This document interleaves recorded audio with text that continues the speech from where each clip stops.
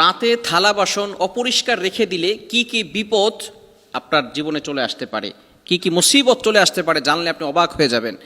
একজন মহিলা হযরত আলী রাদিয়াল্লাহু তাআলা আনহুর কাছে গেলেন। হযরত আলী রাদিয়াল্লাহু তাআলা আনহুর কাছে গিয়ে বললেন, হে আলী, আমার ঘর থেকে বিপদ আপদ কখনো যায় না। আমার ঘরের ভিতরে সবসময় পেরেশানিত অবস্থায় আমরা থাকি। ঘরের ভিতরে ঝগড়াঝাটি লেগেই থাকে। ব্যবসা করে, ইনকাম করে, কোনো কাজ হচ্ছে না, কোনো ফায়দা হচ্ছে না, বিভিন্নভাবে আমরা পেরেশানির ভিতরে আছি। হযরত আলী রাদিয়াল্লাহু তাআলা আনহুর কাছে এই মহিলা যখন বারবার এভাবে বলতে লাগলেন, হযরত আলী রাদিয়াল্লাহু তাআলা আনহু তাকে বললেন, আপনার ঘরে কি যে সমস্ত থালা বাসনগুলো আছে অপরিষ্কার করে আপনি রাতের বেলা রেখে ঘুমিয়ে যান কিনা? এবার সেই মহিলা বলল, আলী তুমি কিভাবে বুঝলে? আমি তো এভাবেই করে রাখি।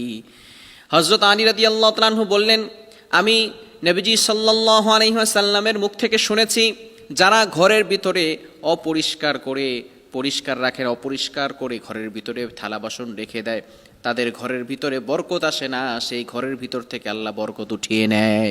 এজন্য রাতের বেলা ঘরটাকে অপরিষ্কার করে রাখবেন না। যে থালা বাসনগুলো আছে এগুলো অবশ্যই আপনি ভালো করে গুছিয়ে সুন্দর করে পরিষ্কার পরিচ্ছন্ন করে রাখবেন। কেননা রাতের বেলা কিন্তু ফেরেশতারা আপনার ঘরের ভিতরে নাজিল হতে পারে, রহমতের ফেরেশতারা আসতে পারে। বিশেষ করে ফজরের সময় রহমতের ফেরেশতারা আসমান থেকে দুনিয়াতে নাজিল হয়, প্রত্যেক ঘরে ঘরে পৌঁছে যায় এবং এই ফেরেশতাগুলো মানুষের জন্য রিজিক বরাদ্দ করে নিয়ে আসে। সে সারাদিন ভালো রিজিকের ব্যবস্থা করে, কিন্তু যখন মানুষগুলো ঘুমিয়ে থাকে এবং ঘরগুলো অপরিষ্কার থাকে, পরিচ্ছন্ন থাকে না, ফেরেশতারা কিন্তু এই পরিষ্কার জায়গা ছাড়া ঢুকতে পারে না, দুর্গন্ধের জন্য সেখান থেকে বের হয়ে যায়। এজন্য অবশ্যই থালা বাসনগুলো ঢুকিয়ে রাখতে হবে। শুধু তাই নয়, রাসূল সাল্লাল্লাহু আলাইহি সাল্লাম ১৫০০ বছর আগে আমাদেরকে নিষেধ করে দিয়েছেন। বর্তমান চিকিৎসা বিজ্ঞান এ বিষয়ে গবেষণা করে দেখে, রাতের বেলা যদি কোনো ময়লা যুক্ত কোনো থালা বাসন রেখে দেওয়া হয়, সেখানে ব্যাকটেরিয়া জন্ম নেয়, যার কারণে একটা মানুষের শরীরে বিভিন্ন ধরনের রোগ সৃষ্টি হতে পারে। যেই পাত্রের ভিতরে আমরা খাবার রেখে খাই, সেই পাত্রের ভিতরে যদি বিভিন্ন ধরনের ব্যাকটেরিয়া জন্ম নেয়, বিভিন্ন ধরনের ভাইরাস চলে আসে, সেটা যখন আবার মানুষের ভিতরে চলে যায়, তখন কিন্তু সে অনেক সময় বিভিন্ন রোগের আকৃষ্ট হয়ে যায়, রোগের ভিতরে পড়ে যায়, রোগ ব্যাধি তার ভিতরে সৃষ্টি হয়ে যায়। এজন্য অবশ্যই রাসূল সাল্লাল্লাহু আলাইহি সাল্লাম আমাদেরকে যেটা নিষেধ করে দিয়েছেন সেটা আমরা কখনোই করব না। এই বিষয়টাকে আমরা অবশ্যই স্মরণ রাখার চেষ্টা করব। আমরা অবশ্যই থালা বাসন নয়, সব কিছুই আমরা পরিষ্কার পরিচ্ছন্ন করে রাখবো। যেহেতু ফেরেশতারা ঘরের ভিতরে প্রবেশ করে, গান বাজনা, ঘরের ভিতরে খারাপ কাজ, দুর্গন্ধযুক্ত কোনো কাজ, এগুলো আমরা ঘরের ভিতরে করব না। ছবি টানিয়ে রাখবো না, তাহলে কিন্তু ঘরের ভিতরে ফেরেশতারা আসবে না।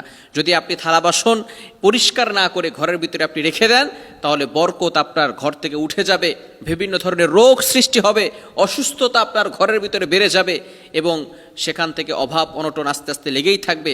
অভাব অনটন কখনো দূর হবে না। এজন্য অবশ্যই আমরা রাসূল সাল্লাল্লাহু আলাইহি সাল্লামের শেখানো পদ্ধতিকেই ফলো করার চেষ্টা করব।